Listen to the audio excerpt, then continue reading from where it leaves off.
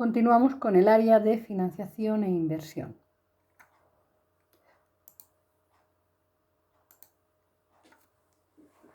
En este vídeo vamos a explicar los recursos financieros a largo plazo. Son aquellos recursos de los que dispone la empresa durante un periodo superior a la duración de un ejercicio económico, normalmente un año.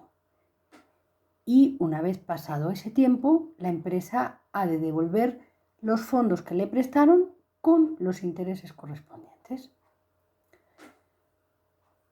Vamos a estudiar los 4 recursos financieros a largo plazo que más utilizan las empresas. Los préstamos a largo plazo, empréstitos, leasing y renting.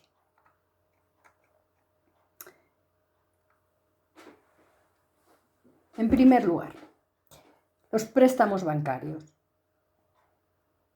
Las empresas piden dinero prestado a los bancos para poder financiarse y de esta forma aquí vemos cómo pues el banco presta a la empresa 500.000 euros.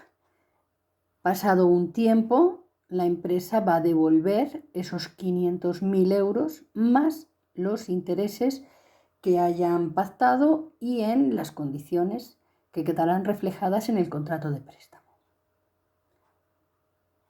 Esta explicación nos sirve tanto para los préstamos bancarios a corto plazo como a largo plazo. La única diferencia es que los de corto plazo el periodo de devolución es inferior al ejercicio económico. La siguiente fuente de financiación son los empréstitos. Cuando las empresas necesitan mucho dinero y no pueden obtenerlo de los bancos o las condiciones que les ofrecen los bancos no les interesan, tienen la opción de acudir al mercado y pedírselo a particulares y a empresas. Lo que hacen es fraccionar el préstamo, dividen la deuda en pequeñas participaciones y emiten unos títulos que se llaman obligaciones y bonos. El nombre depende del plazo para su amortización. Las obligaciones son títulos que se emiten y el plazo para devolver la deuda es superior a 5 años y en los bonos el periodo de devolución suele ser inferior a esos 5 años. Vemos cómo los particulares y otras empresas prestan dinero a nuestra empresa a través de la compra de obligaciones y bonos. A cambio, la empresa va a devolver todo lo que le han prestado más los intereses correspondientes en el plazo que se haya establecido.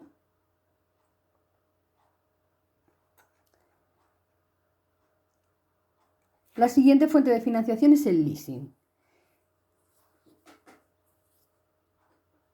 Podemos definir el leasing o arrendamiento financiero como una fuente de financiación que consiste en la incorporación de un bien de equipo a cambio de un arrendamiento. Normalmente intervienen 3 agentes. Por un lado, la empresa cliente, que es la que necesita el bien. Por otro lado, tenemos al fabricante o proveedor del bien. Y por último, la empresa de leasing. Vamos a intentar explicarlo gráficamente. La empresa de cliente es la empresa que necesita el bien. Vamos a imaginar que en este caso la empresa lo que quiere incorporar a sus elementos de activo es un vehículo. La empresa cliente se dirige a un concesionario, elige el modelo de coche, las características, etc. Se trata de un coche nuevo elegido directamente por la empresa cliente. Una vez que está en el concesionario, plantea la posibilidad de financiar esa adquisición mediante leasing. Desde el fabricante o proveedor se van a poner en contacto con la empresa de leasing. De tal forma que el coche, quien realmente lo va a comprar, es la empresa de leasing. Luego, esa empresa se lo va a entregar al cliente en forma de arrendamiento. ¿Qué tiene que hacer la empresa cliente? Pues pagar todas las cuotas de alquiler a la empresa de leasing. En esas cuotas de alquiler se incluye tanto el valor del bien como los intereses correspondientes e incluso una prima de riesgo por si se diera el caso que el cliente no cumpliera con sus obligaciones. Se firma un contrato, se establece un plazo, un tiempo durante el cual va a durar ese arrendamiento y en ese contrato además se fija lo que se llama una opción de compra. Una vez finalice el contrato, la empresa de leasing ofrece a la empresa cliente la posibilidad de quedarse con el bien pagándole una cantidad que quedó establecida ya en el contrato que firmaron al principio. Normalmente suele ser un precio bastante bajo, a las empresas les suele interesar incorporar ese activo a sus bienes y lo lógico es pues ejercitar esa opción de compra. ¿Por qué una empresa puede recurrir al leasing en lugar de comprar ella directamente el coche y que pase a su propiedad? Bueno, pues vamos a ver las ventajas que tiene el leasing. Si la empresa está ya muy endeudada, puede que tenga problemas para que le financien y le concedan otro préstamo las entidades financieras. De esta forma, ella a lo único que se está comprometiendo es a pagar una cuota de alquiler durante unos años determinados a la empresa de leasing. Otra de las ventajas que tiene es que parte de la cuota que paga de arrendamiento es desgravable fiscalmente.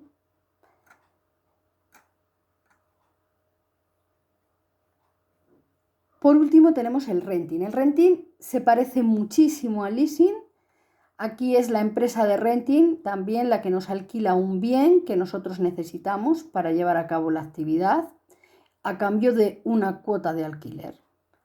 La empresa de renting, por ejemplo, alquila una máquina de su propiedad y se va a encargar del mantenimiento de esa máquina y además del seguro que cubre todos los riesgos.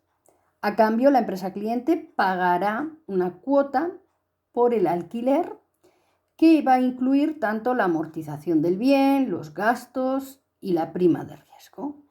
Vemos que es una figura muy similar al leasing. Veamos las diferencias que hay entre uno y otro. Vamos a ver. En cuanto al mantenimiento y al seguro, en el leasing se encarga la empresa cliente. Vamos a suponer que queremos incorporar un vehículo a nuestra empresa y tenemos la opción de hacerlo por leasing o por renting. En el caso del leasing, nuestra empresa tendría que encargarse del mantenimiento del vehículo, del seguro a todo riesgo que le van a exigir que tenga, etc. En el renting es la empresa de renting la que se encarga de pagar el mantenimiento, el seguro, etc. En cuanto a la opción de compra, en el leasing tenemos una opción de compra al final de la vida del contrato que el cliente puede ejercitar o no. En el caso del renting no existe esa posibilidad.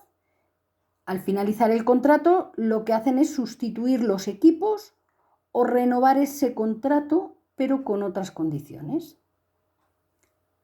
En cuanto a las ventajas fiscales, una parte de la cuota de alquiler de leasing nos la podemos desgravar fiscalmente. En el caso del renting, la cuota que nos podemos desgravar es del 100%. Vamos a ver qué incluyen las cuotas. En el caso del leasing vemos que incluía la amortización del bien, es decir, el valor del bien, lo vamos pagando mes a mes, más los intereses de la operación, más los gastos administrativos y una prima de riesgo por si falla el arrendatario.